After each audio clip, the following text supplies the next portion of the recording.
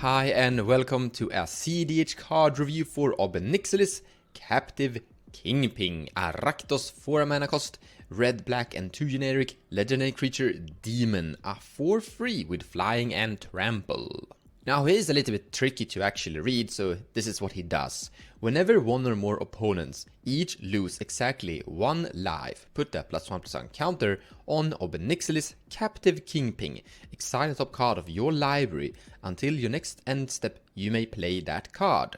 So just to explain the exact rules here, it's not just loss of life, it's pay 1 life, 1 damage. As long as an opponent takes exactly 1 reduction of life by 1, it will trigger. But each source will only achieve 1 trigger, so to say. So if you have something that like deal 1 damage to all opponents, you're only going to exile the top card of your library once.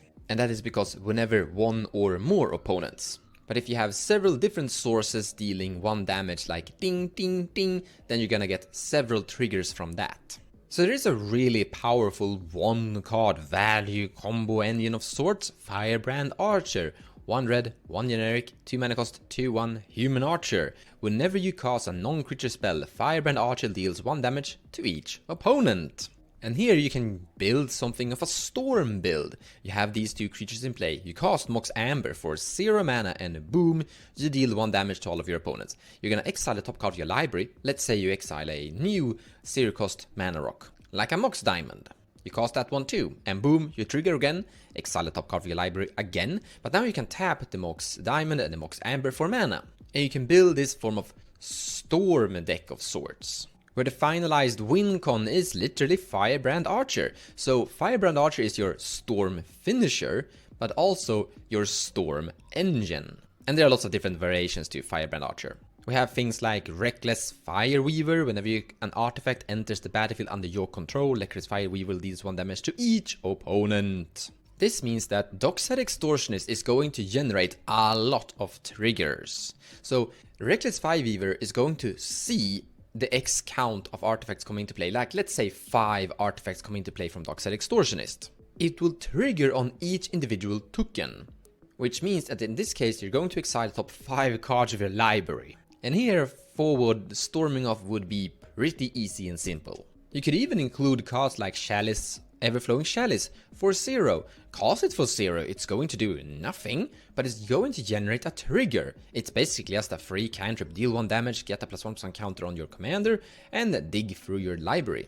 Now if you're not really storming off this turn, then you could cast it for the multi-kicker. But in essence, it's great for your storm build. And all other 0 costing artifacts as well. And there's a bunch of them that are actually quite good inside the format. But even outside the actual storm finisher, when you have your Firebrand Archer in play, there are even value engines that you could consider, like Mount Doom. It's just a land, but for literally 4 mana, I'm including using Mount Doom here. So 3 and then Mount Doom, that's a total of 4. You deal 1 damage to all opponents, and you trigger nixilis. We even have this older, weaker version, Shivan Gorge, that does more or less the exact same thing. Will also generate a form of card draw for your commander. But I guess we also just have to mention that yes, this is in fact a Voltron commander as well. Like you have a decent value capability here, you have a decent win con storm capability here, but you also have like flying and trample, and it's growing in power continuously throughout the match whenever people take damage. So eventually, if the game goes like strange, like hate bears and such, you could literally punch face until someone starts to die. Like this is gonna be a huge creature similar to Corvold. It has a perfect 4 CMC but 2 generic mana cost. So that means you can get it early into play with things like Mana Crypt. Turn 1 with a Jeweled Lotus and a land. And turn 3 with something like a Pyretic Ritual. And these are great because we're playing a storm deck of sorts. So the Pyretic Ritual and all your forms of rituals will help you get your commander to play fast in the game, which is really key here, but also help you during the storm combo win attempt as well. But also mono red and well, Rakdos is in a great position currently. Like we have breach combos that we can go for as well. Like Underworld Breach is gonna be a huge upgrade for this deck. But also things like Ad Nauseam. Like the deck that I'm envisioning here is playing a lot of 0 costing artifacts and a lot of really cheap, efficient rituals. That means that you're gonna be able to dig really deep with an ad nauseam. Like we're playing Dark Ritual, Cabal Ritual, like we could turbo out the ad nauseam quite fast and efficient if we have it in our opening hand.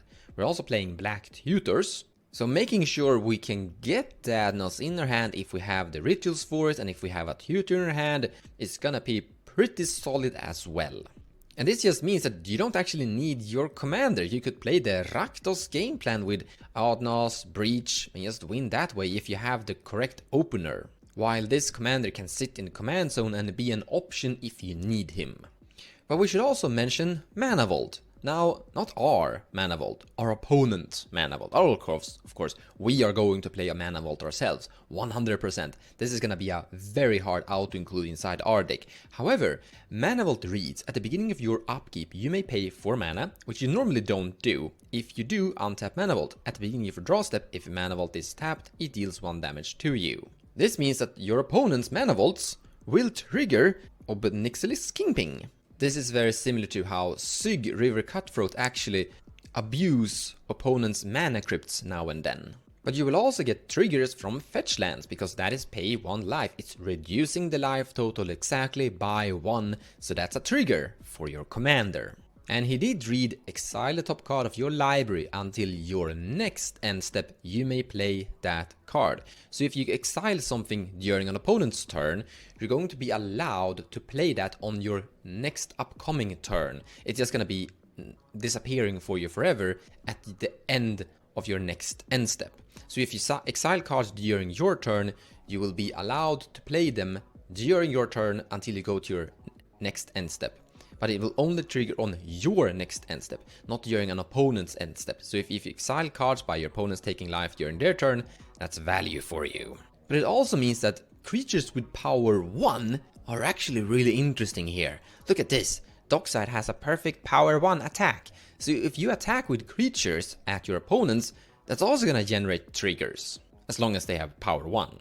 Professional Phase Breaker is normally a great card inside Magic's cEDH, so to say, but here in this case, because of power 2, it's actually weaker. Strangely, it would have been better if it had 1 power instead of 2. You should still probably play Professional Phase Breaker inside this deck, it's a really good card in general, but you do see the difference here. Power 1 is strangely good. But it also means that if an opponent generates a 1/1 for you, or another one of your opponents gets a 1/1, and that 1/1 attacks another one of your opponents, you're also getting a trigger. So this is one of my absolute favorite Rakdos, Rakdos. It's mono black, but it is a Rakdos hate bear. 1 black only, that's really good. You can get it to play early in the game. You need low CMC cost things. This is great with your Adnos. It's a horror 1/1. Whenever an opponent draws a card, if you control a red permanent, like your commander, you may have Kedrick Parasite deal 1 damage to that player. And this is, by the way, why it's a Rakdos card, because you need to have a red card in play to make it work, otherwise it does nothing. But it also has 1 power attack, so when it connects to someone's face, you're getting an nixilis trigger as well. But whenever you have your nixilis, like these 2 cards in play, and an opponent draws a card, you will deal 1 damage to that player, and you will exile the top card of your library. So we suddenly get a weaker, cheaper, I want to emphasize on cheaper, like this is 1 mana compared to 6, version of Consecrated Swings. So whenever one of your opponent draws a card, you draw cards as well, similar to the Consecrated Swings. And it's like a value engine and a hate bear in the same time. Like if someone is sitting there and drawing too many cards, then you're going to generate value from that. As a finalized review for nixilis Captiv Kingping, I think he's great.